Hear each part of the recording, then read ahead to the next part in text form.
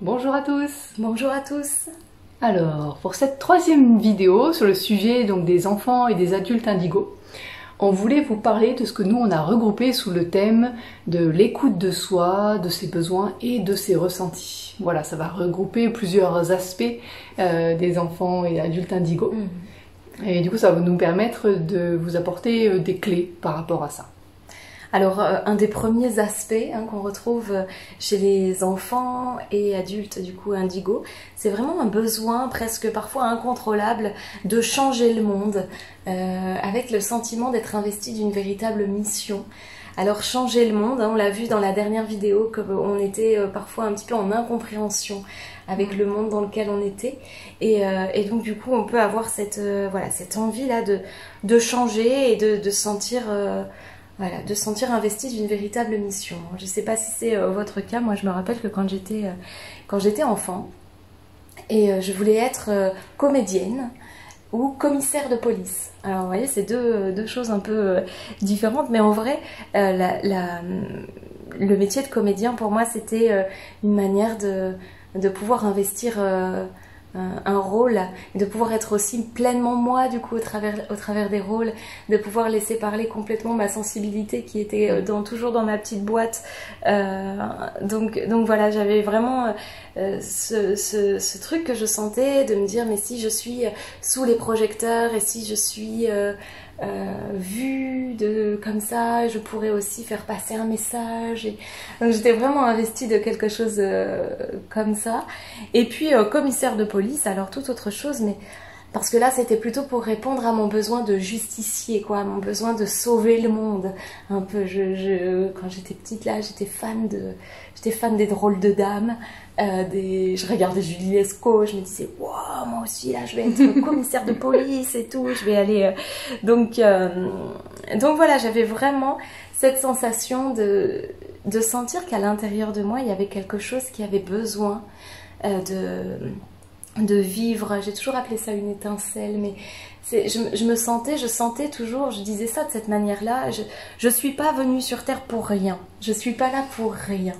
C'est vraiment quelque chose comme ça qui résonnait, qui m'animait vraiment de l'intérieur. Et puis du coup, dans tout ce parcours-là, un peu d'incompréhension, de grand désir d'être, j'ai été suivie par pas mal de démons. Et il y a eu un moment donné où j'en avais assez et j'ai fait le choix d'aller voir une psychothérapeute qui faisait de la sophrologie, de l'EMDR, qui m'a beaucoup apporté à ce moment-là. Et là, je me suis retrouvée dans cette posture d'être accompagnée, et j'avais cette personne face à moi qui me livrait des clés vraiment, et qui me faisait beaucoup de bien, et qui m'ont fait vraiment beaucoup de bien.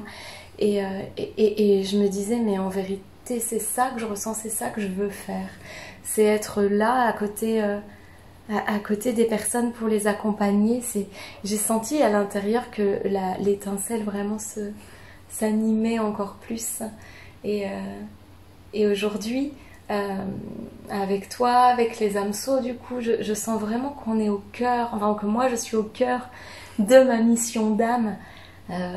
Et ces aspects d'enfant indigo, ça prend tout son sens là maintenant. Ça peut respirer. Ça peut respirer un peu mieux, ouais. Ça peut, et inspirer. Et du coup, inspirer, j'espère. En tout cas, c'est vraiment ça que je sens à l'intérieur, ouais. Oui, parce qu'il y a quelque chose qui se retrouve vraiment très fréquemment, c'est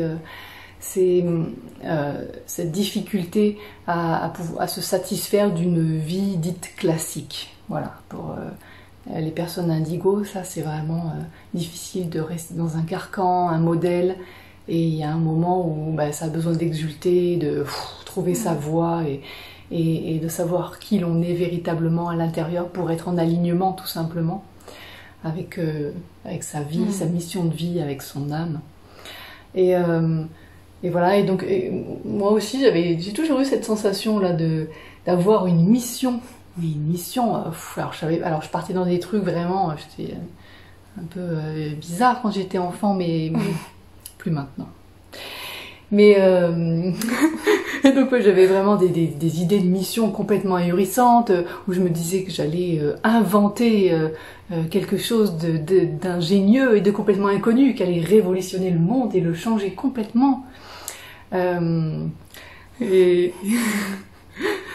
On rigole parce qu'en fait, juste pour l'anecdote, il y a à peu près 3 semaines de ça, elle est venue me voir avec une superbe idée. Ça ressemblait fortement à un gant de toilette. Sauf que ce n'était pas un gant de toilette, c'était un gant de vaisselle. Voilà, mais c'était une superbe invention, parce que les gants de vaisselle n'existent pas. Je ne sais pas si ça existe, et c'est vachement pratique. Voilà, donc bon, si vous avez besoin d'un gant de vaisselle, voilà, je peux en fabriquer. J'ai l'exclusivité. Non, je ne sais pas, mais des fois j'ai des... Ouh. Bon, voilà, quoi qu'il en soit. Déjà enfant, j'étais comme ça.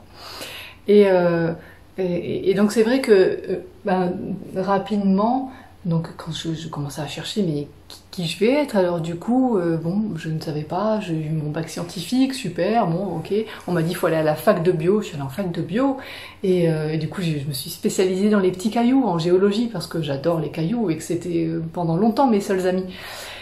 Oui. Ouais.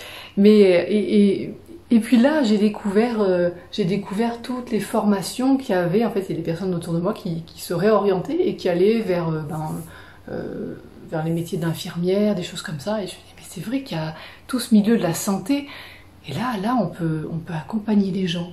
On peut aider les gens. Et là, je me suis dit, mais c'est peut-être ça qu'il faut que je fasse. Alors voilà, je me suis inscrite dans plein de formations liées à la santé. Et puis j'ai été prise dans une que je ne connaissais absolument pas. Et je me suis dit, c'est celle-là que je dois prendre. Pour une raison complètement... voilà. Et donc je suis allée en podo-orthèse, je suis devenue podo-orthésiste, un métier que j'ai donc appris à connaître, parce que je ne le connaissais pas, et qui m'a beaucoup plu en réalité, parce que c'était très manuel, parce qu'on accompagnait les gens. Et donc voilà comment toute une carrière a commencé dans le milieu de la santé, mais en sachant que je faisais rapidement le tour, et du coup j'ai évolué, changé de métier, toujours dans la santé, etc. Et il y a aussi donc toujours cette idée-là qui restait dans la tête de dire mais c'est plus que ça, je dois réaliser plus que ça. C'est pas égotique, il n'y a pas quelque chose derrière de l'ordre de la mégalomanie ou je ne sais quoi. C'est vraiment à l'intérieur, là au fond de son cœur, on sent qu'il y a autre chose à amener. Donc peut-être vous aussi vous ressentez vraiment ça là, comme si vous étiez investi vraiment d'une mission, vous ressentez vraiment qu'il y a quelque chose de plus grand, Parfois c'est même difficile de mettre les mots sur ça parce que je sais pas moi si c'est ma grande sensibilité ou quoi, mais je le situe toujours là au niveau du plexus et puis je sens que ça pétille à l'intérieur, c'est comme s'il y avait quelque chose qui s'ouvre à chaque fois ou comme des battements comme ça.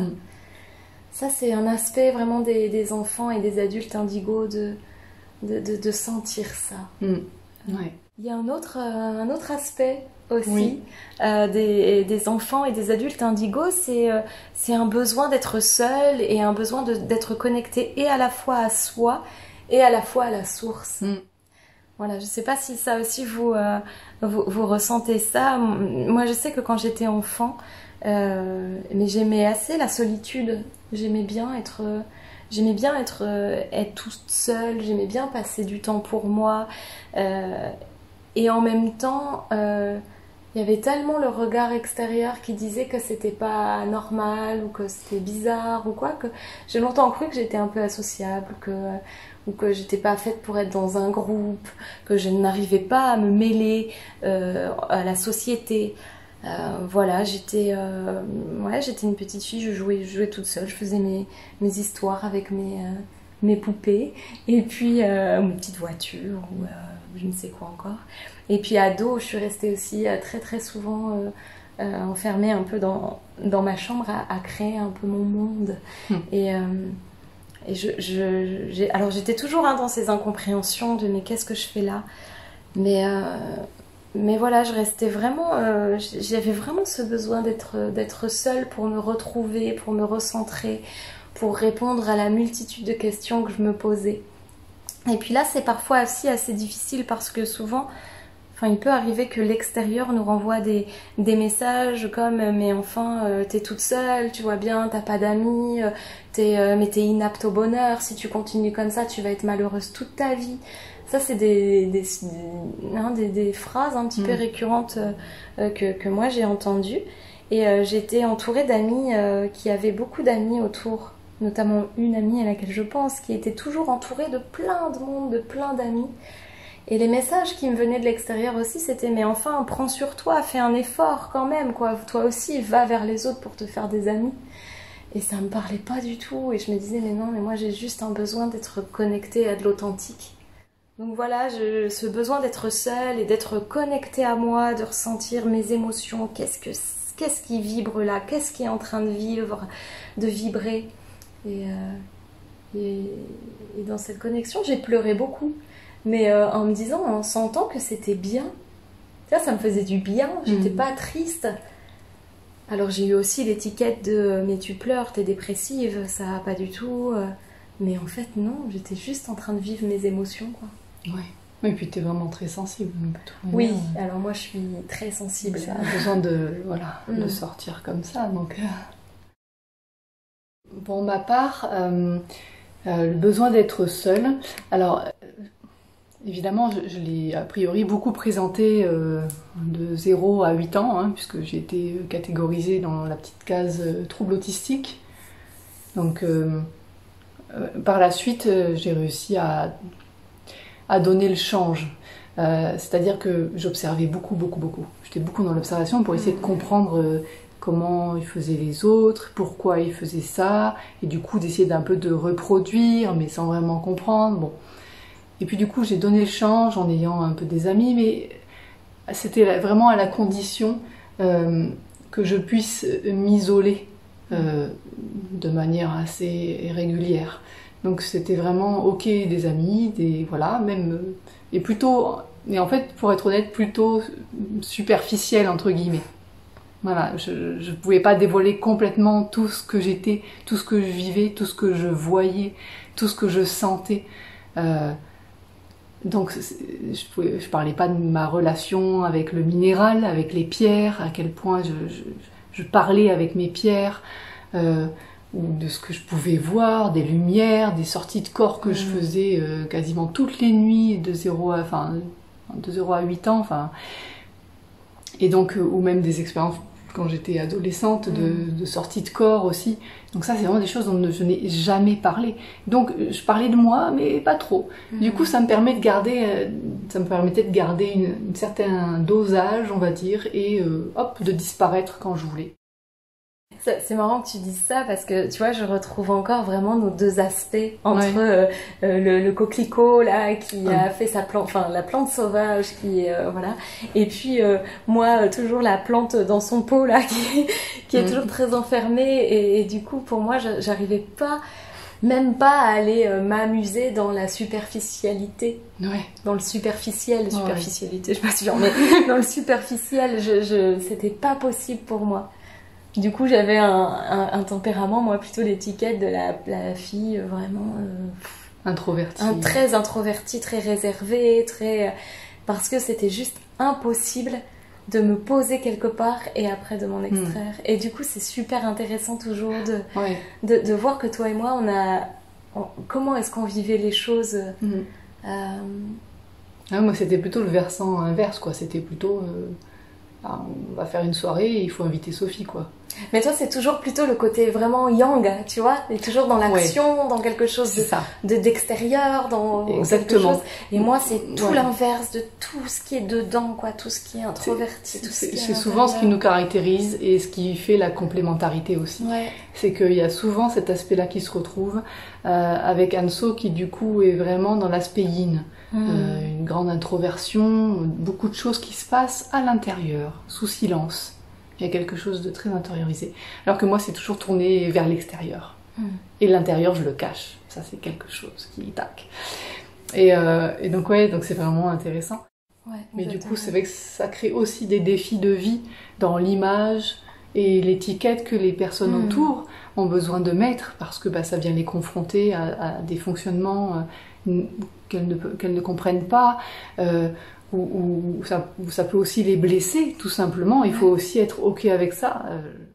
Du coup, ça regroupe assez le sujet de l'amour de soi. Ça, on va y revenir. On va faire une vidéo sur ça aussi, sur l'amour de soi, parce que ça fait partie d'un des grands thèmes aussi des enfants et adultes indigos.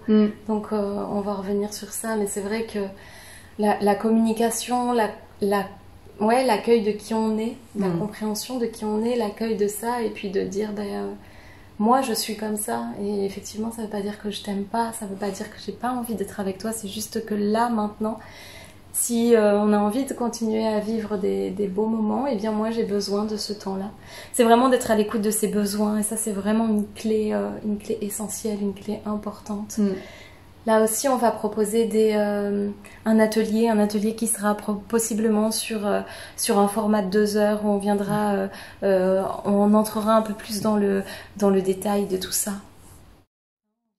Du coup, on va s'arrêter là pour aujourd'hui, et dans une prochaine vidéo, on vous parlera des autres aspects sous ce même thème-là, qui seront aussi regroupés dans cet atelier de 2 heures qui sera plus grand. Voilà. À bientôt. À tout bientôt. Thank you.